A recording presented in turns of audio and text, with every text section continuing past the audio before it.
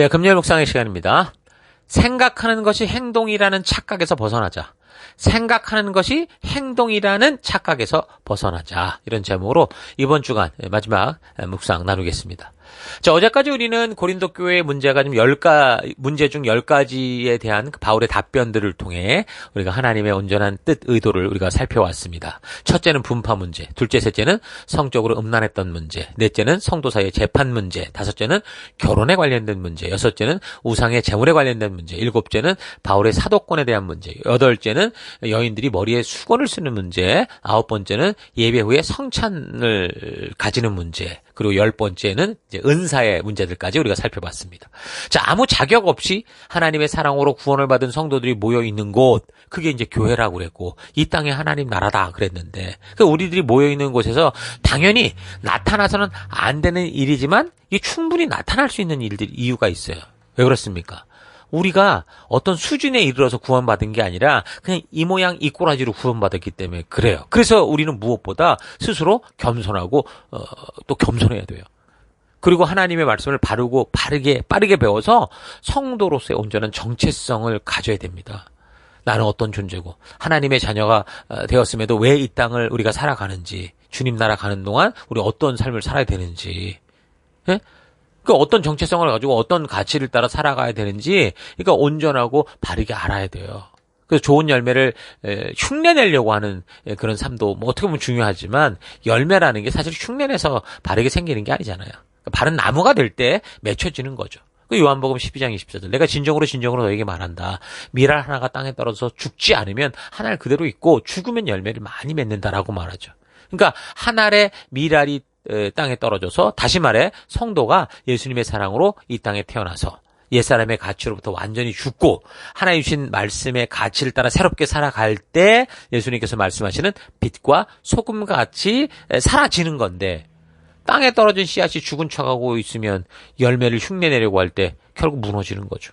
옛사람의 가치로부터 완전히 죽지 않으면 비록 성도라고 불리고 교회당에 부지런히 다닌다고 해도 결국 세상의 향기, 세속의 욕심을 따라 살아가는 그런 회칠한 무덤 같은 삶을 살게 되는 겁니다. 교회 안에서도 이렇게 지옥 같은 그런 환경을 만들어낼 수 있다는 거죠.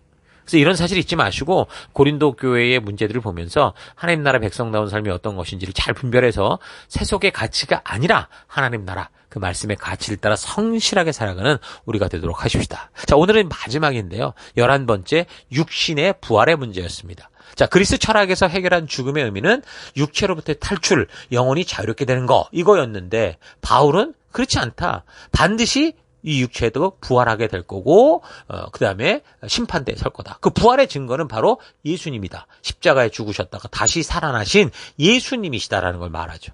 그러니까 예수님의 무덤은 빈 무덤이었어요. 그 몸이 부활한 것을 제자들이 다 봤어요. 처음에 베드로에게 나타나신 후에 다시 12제자에게 나타나셨었고, 또 한 번은 500명이 넘는 그리스도인 형제에게도 나타나셨는데, 그 바울이 전도하던 당시 15장 6절을 참고해보면 그들 가운데 죽은 사람 몇몇 빼고 대부분 다 그 증인들이 아직 살아있다라고 말을 해요. 또한 후에는 예수의 그 육신의 형제였던 야고보에게도 나타나셨고, 그리고 맨 마지막으로는 너희처럼 좀 죽은 몸의 부활을 절대 믿지 않고 핍박을 일삼던 팔싹둥이 같은 나에게도 나타나셨다, 이렇게 증거하고 있죠. 그러니까 예수님은 분명 죽음에서 부활하셨습니다. 그러므로 몸의 부활은 반드시 있을 건데, 여러분, 씨앗이 심기어지면 어떻게 이렇게 태어납니까? 완전히 다른 모습으로 싹이 나잖아요. 그것처럼 부활을 믿고 살아가는 성도들 또한 나중에 하나님께서 하늘에 속한 새로운 몸을 주실 거라고 얘기를 합니다. 하늘에서 마지막 나팔 소리가 들릴 때 먼저는 죽었던 모든 그리스도인들이 순식간에 결코 죽지 않은 새로운 몸을 가지고 다시 살아날 거고, 또 누군가 그때까지 살아남아 있다면 그들 또한 한순간에 새로운 몸을 지니게 될 거다라고 분명하게 15장 52절을 보면 얘기를 해주고 있습니다. 그러니까 바울은 여기 15장에서 아주 상당히 자세하게 부활에 대한 얘기를 하는데, 바울은 죽은 사람의 부활이 없다면 우리의 믿음이 헛된 거 아니냐라고 할 정도로 확실한 부활에 대한 믿음을 가지고 있었습니다. 부활을 통해서 영원한 하나님 나라에서 산다는 약속이 없다면 누가 이 땅에서 본능과 욕심대로 즐기며 한평생 사는 걸 마다하겠습니까? 이 땅이 아닌 분명한 영원한 생명이 있기에 우리가 이렇게 살 수 있는 거 아니냐, 이 얘기를 하는 거죠. 2025년 부활절이 아마 4월 20일일 건데 예수님의 순환과 부활을 준비하는 회개, 금식의 시기를 보통 사순절이라고 그래서 뭐 그때로부터 뭐 40일 전 뭐 이렇게 보통 얘기를 해요. 어쨌든 그래서 4월 13일 종료주일부터 이 고난주간을 우리가 이제 가지게 될 텐데 그 고난주간 금요일 그러니까 예수님께서 우리 죄를 대신해서 십자가를 지시고 골고다의 고통을 당하시며 십자가에 죽으신 날이 이제 그날이죠. 그리고 그 죽음으로부터 3일 뒤인 주일 새벽에 부활하시게 되는데 우리는 이 부활의 신앙을 믿는 사람이에요. 이 기독교라는 게 바로 이걸 믿는 게 기독교인 거예요. 사도 바울을 비롯한 모든 사도들이 예수를 그리스도라고 주장한 증거한 이유는 바로 이 예수님께서 그 죽음에서 부활하셨다는 사실을 그들이 보았고 믿었고 고백했고 선포했던 거죠. 예수님이 완전히 죽으셨다는 것과 그 죽음에서 부활하셨다는 것을 믿는 믿음이 오늘 우리의 믿음이에요. 이걸 믿지 않으면 우리가 말하는 믿음은 그저 자기 취향에 맞는 종교일 뿐인 거죠. 그냥 유대교가 되거나 이슬람이 되거나 타 종교가 되는 거예요. 그래서 부활의 신앙을 믿는 이 사람들은 이 땅을 나그네의 길로 알고 본향을 향해 나아가는 삶을 살아가죠. 왜냐하면 이 땅이 시작일 뿐이지 전부가 아니기 때문에.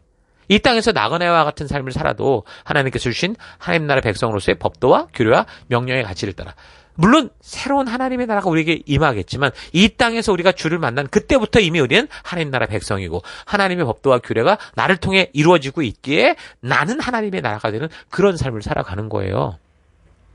자, 부활에 대한 확실한 믿음이 있어야 이 땅에서 온전한 성도로서의 정체성을 가질 수 있고 그래서 빛과 소금된 삶을 살아낼 수 있는 겁니다. 그러니까 우리가 받는 세례의 의미가 바로 이걸 우리가 기억하게 하는 거예요. 옛사람의 완전한 죽음과 새사람으로서의 부활을 믿는다는 것을 상징하는 게 바로 세례인 거죠. 그래서 바울이 이 복음을 전하던 당시 이 사실을 믿기에 믿음의 고백으로 심지어는 죽은 자를 대신해서 세례를 받는 그런 일들도 있었었는가 봐요. 현대어 성경으로 15장 29절 보면 만일 부활이 없다면 왜 사람들이 죽은 사람을 위해서 세례를 받겠습니까? 죽은 사람이 장차 다시 살아나리라는 것을 믿지 않는다면 뭐 때문에 그런 일을 합니까? 표준 세번역으로 보면 죽은 사람들이 살아나지 않는다면 죽은 사람들을 대신해서 침례를 받는 사람들은 무엇 하려고 그런 일을 합니까? 죽은 사람이 절대로 살아나지 않는다면 무엇 때문에 사람들은 죽은 사람들을 대신해서 침례를 받습니까? 이렇게 얘기를 하죠. 그러니까 이미 죽은 사람들을 대신해서 무엇을 한다라는 건 어리석은 일이죠.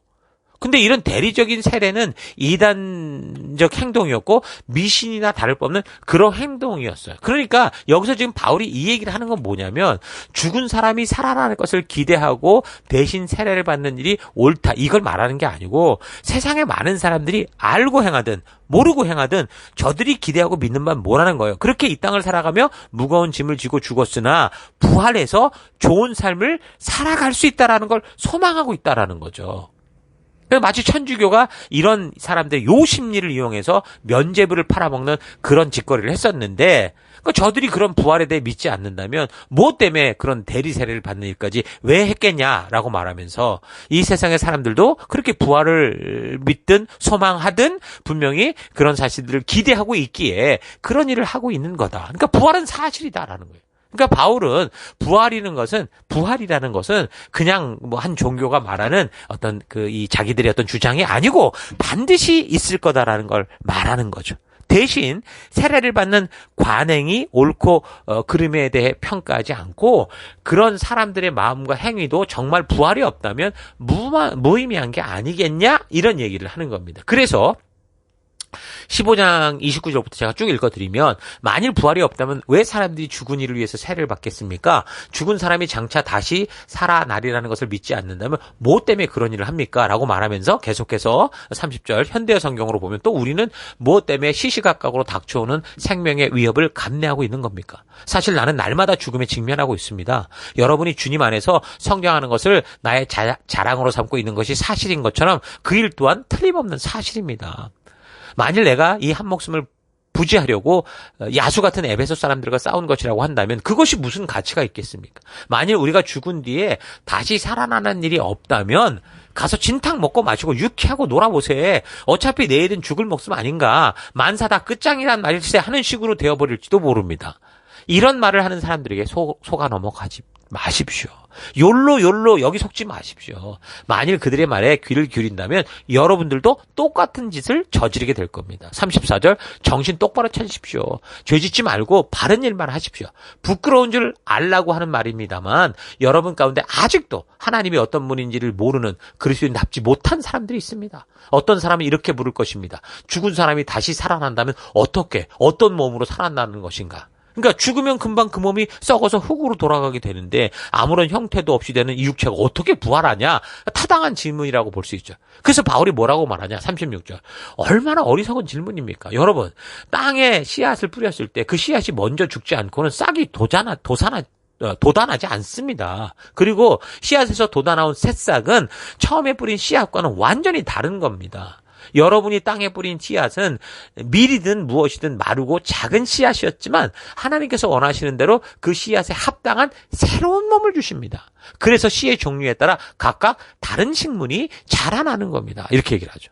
그러니까 우리가 이 땅을 부지런히 살다가 죽겠지만 그래서 땅에 묻히거나 또는 화장을 당해 먼지와 같이 사라지겠지만 우리의 육신은 마치 씨앗이 땅에 떨어진 후 완전히 새롭게 변화한 그런 싹의 모습으로 변화되어 생명이 살아나듯 마치 계란이라는 틀이 깨어지면서 그 물과 같은 것에서 병아리라는 아주 새로운 생명체가 되듯이 우리는 그런 새로운 몸을 입고 부활하게 될 거다라고 얘기를 하는 거죠. 만약 죽은 자의 부활이 없다면 우리의 믿음이 헛되죠. 허무한 것 되고 마는 겁니다. 여러분들 가끔씩 그런 고민을 할 거예요. 이거 내가 믿는 게 가짜라면 정말 이거 얼마나 즐길 게 많은데 난 이거 안 하고 있는데 이런 생각 들 때가 있잖아요. 자, 그래서 우리 성도들은 그 죽음에서 첫 부활의 열매가 되신 예수를 믿고 그가 그리스도시요 나의 주인 되신 주님 되시고 나의 왕이요 나의 하나님인 것을 확고한 믿음으로 온전한 영원한 하나님 나라 백성다운 삶을 살아가야 되는 거죠. 이 부활의 믿음이 있어야 이 어두운 땅에서 빛으로 살 수 있는 거예요. 소금이 될 수 있는 거예요. 그래서 바울은 이 부활에 대한 바른 믿음의 중요성을 15장, 비록 한 장이지만 58절이나 되는 긴 이 구절을 통해서 성도들에게 참된 정체성을 알게 해줘. 그러니 굳게 서서 흔들리지 말고 주님의 일에 항상 힘써라. 너희들이 지금 주님의 진심을 전하기 위해 애쓰고 수고하는 것들이 결코 헛되지 않을 거다. 힘내라. 이 58절에 그렇게 전하고 있습니다.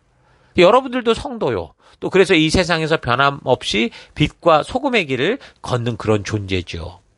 그렇다면 당연히 이 세상에서 부활의 믿음을 바라보고 바르게 사명으로 준비되지 않으면 그냥 유혹과 즐거운 것이 많은 이 세상에서 살아가는 것 자체가 힘들 거예요. 어렵다고 느낄 거예요. 이 땅이 마지막이라고 생각하게 되고 그럼 육체의 본능과 욕심을 따라 쾌락을 즐기고 살아가는 그런 사람들과 비교하면서 그 비교 자체 때문에 그냥 나는 늘 그냥 교회 다니면서 얼굴은 시커멓게 썩어 있는 고통을 당하며 살아가게 될 거예요.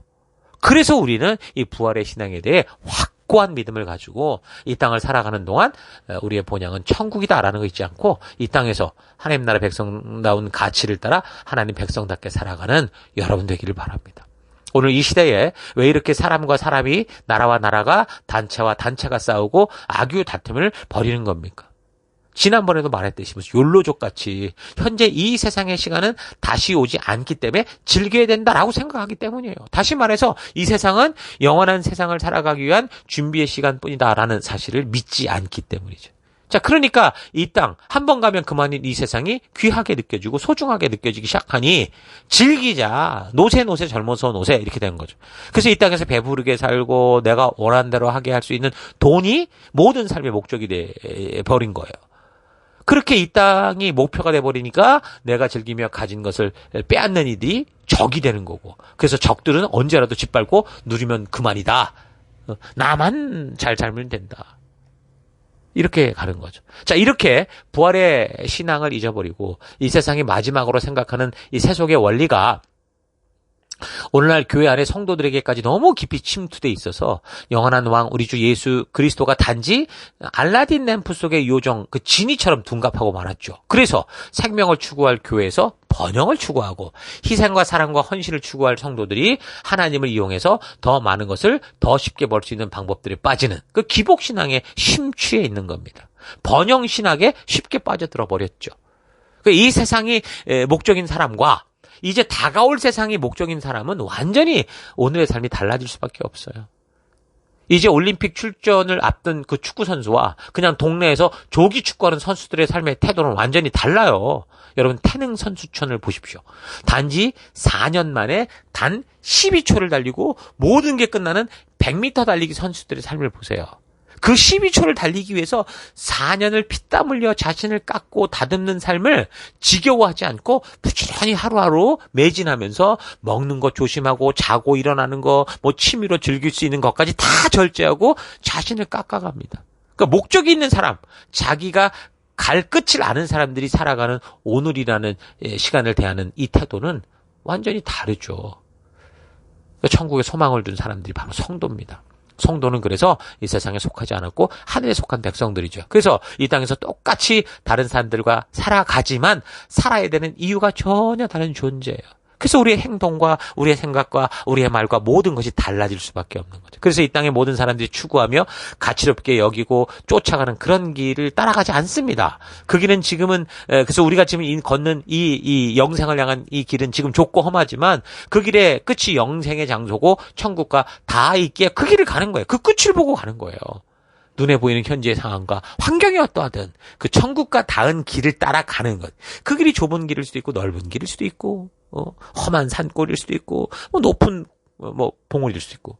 그러나 우리는 그 길이 천국과 닿아 있다면 가는 그런 존재가 우리다라는 사실 여러분 잊지 마시기 바랍니다.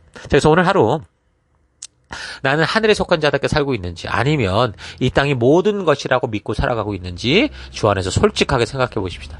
잘 추측이 안 되면요. 내가 쓰고 있는 시간들이 지금 어디에 많이 쓰여지는가를 보세요. 내가 쓰고 있는 돈이 어디로 많이 흘러들어가고 있는지를 보십시오. 내가 생각하는 것보다 내가 현실에서 보이고 있는 내 행동과 말이요. 내가 많이 쓰고 있는 시간과 돈이 흘러가는 곳이 바로 나의 현재의 생각과 상태를 보여주는 진실한 온도계입니다. 사람은 생각을 하는 위대한 존재인데 생각하는 것이 마치 행동인 것처럼 착각하며 살아가는 존재들이기도 하죠. 아는 것이 힘이다 라는 말을 중요한 가치로 여기고 살아가는 유교적 성향을 가진 사람들은 더더욱 생각하는 것이 행동이다라고 착각을 하거나 정말 그것이 행동과 같다고 믿는 경우도 있습니다. 그러나 그렇지 않습니다. 사랑한다고 생각하는 것과 사랑하는 대로 행동하는 것은 전혀 다른 결과를 만들어내요. 생각하는 것과 행동하는 것은 다르다는 이 사실을 절대 잊지 마십시오. 뭔가를 생각하고 있다면 행동으로 그것을 확실하게 증거하고 증명해야 됩니다. 삶으로 열매가 드러나야 돼요. 부활의 믿음을 가진 성도라고 생각한다면 우리가 언젠가 주님 앞에서 새로운 몸을 입은 영광스러운 존재로 부활하게 될 그 꿈을 가지고 이제 각자 삶의 현장에서 정말 천국의 소망을 두고 살아가는 이 하나님 나라 백성다운 행동의 열매를 맺어야 돼요. 오늘 나는 내 삶의 길에서 내 스스로 모든 걸 선택할 수 있죠. 그런데 그렇게 내 스스로 뭔가를 선택할 수 있으나 그렇게 한번 내가 선택을 하고 나면 그 선택의 결과는 어때요? 완전히 나의 능력 밖의 일이 되는 거예요. 그게 이제 하나님과 우리가 다른 점이죠. 내가 선택했던 결과로 누구든 자유롭게 선택할 수 있는 건 마치 신과 같은 능력이지만 선택의 결과를 이렇게 어떻게 하지 못하는 건 인간의 한계인 거예요. 그래서 내가 선택했던 결과로 나타난 지나간 과거는 내가 어떻게 바꿀 수가 없어요. 그냥 흘러가 버린 거예요. 내 흔적으로 남아있는 거죠. 자, 그래서 우리는 오늘이라는 이 시간에 흘러간 내가 어쩔 수 없는 과거에 얽매여 살아서는 안 되고요. 내가 만들어갈 수 있는 미래를 위한 선택을 바르게 하며 살아가는 존재가 돼야 돼요. 우리에게 미래를 결정할 수 있는 능력이 있는데 그것은 바로 오늘, 지금이라는 순간입니다. 우리는 영광스러운 천국을 선택할 수 있는 자유의지를 지닌 존재입니다. 반대로 고통스러운 지옥을 선택할 수 있는 그런 존재이기도 해요. 오늘 나는 뭘 선택하겠습니까? 하나의 씨앗이 땅에 떨어져 그 형체가 완전히 없어져 전혀 다른 존재, 움이 돋고 싹이 나듯이 우리의 몸과 영도 그럴 거예요. 이 세상이 마지막인 것처럼 살아가지 마십시다. 영원한 천국의 백성들이요, 그것을 유업으로 받은 자로서 각자 번뇌를 받고 살아가는 삶의 현장에서 하나님 나라의 법도와 규례와 가치를 따라 영원한 길을 걷는 우리가 되기를 바라요. 이건 생각만으로 되는 게 아닙니다. 하나님이 주신 말씀의 가치를 따라 그 말씀대로 실천하며 순종하는 행동의 삶을 통해서만 이루어져요. 그러므로 스스로의 생각에 속지 마시고 내가 생각하는 것을 삶으로 드러내는 그런 믿음의 삶을 살아가십시다. 자, 그래서 오늘 하루 내가 속한 곳에서 생각만 하는 삶을 넘어서 나의 생활과 삶에서 내가 투자하는 시간과 돈에서 그 열매를 드러내는 삶을 살 수 있기를 주의 이름으로 축원합니다. 자, 오늘 하루도 힘내십시오. 잠시 기도하겠습니다. 하나님, 교회를 다니고 있으니까, 내가 믿는다고 생각하고 있으니까 내 스스로를 성실한 주의 자녀라고 생각하며 삶의 현장에서는 전혀 말씀대로의 변화가 없음에도 불구하고 나 혼자 착각하며 살아왔던 것 회개합니다. 이 땅은 나의 본향, 나의 모든 게 아니라 그것이 지옥이든 천국이든 영원한 곳에서 살게 되는 과정이라는 사실이 있지 않고 이 땅을 살아가는 동안 참된 말씀의 가치를 따라 걷는 내가 되기를 원합니다. 눈앞에 보이는 현실을 따라 삶의 방향을 바꾸는 삶이 아니라 내가 가야 할 그 끝을 보고 오늘의 길을 정할 수 있는 내가 되기 원합니다. 하나님, 오늘도 많은 생각을 하고 많은 걸 알고 있는데 아는 것이 힘이다, 아는 것이 실력이다라는 걸 넘어서 하나님, 우리가 생각하고 알고 있는 것이 행동으로 드러나는 귀한 삶 살아가는 오늘 되기를 원합니다. 무엇보다 이 복음의 말씀, 하나님의 말씀의 가치가 내 삶을 향해 그렇게 드러나는 그런 길 걷는 내가 될 것을 결단하고 감사드리며 예수님 이름으로 기도했습니다. 아멘.